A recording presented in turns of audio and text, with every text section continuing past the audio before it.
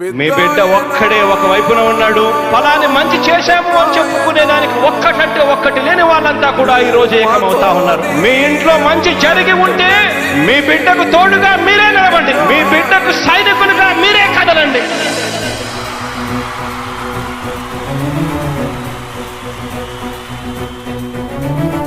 మీ ఇంట్లో మీ బిడ్డ వల్ల మీకు మంచి జరిగి ఉందా లేదా అన్నది మాత్రమే ఆలోచన చేయండి. మీ ఇంట్లో మీ బిడ్డ వల్ల మీకు మంచి జరిగి ఉంటే మాత్రం మీ బిడ్డకు సైనికులుగా మీరే నిలవండి అని చెప్పి సందర్భంగా కోరుతా ఉన్నా.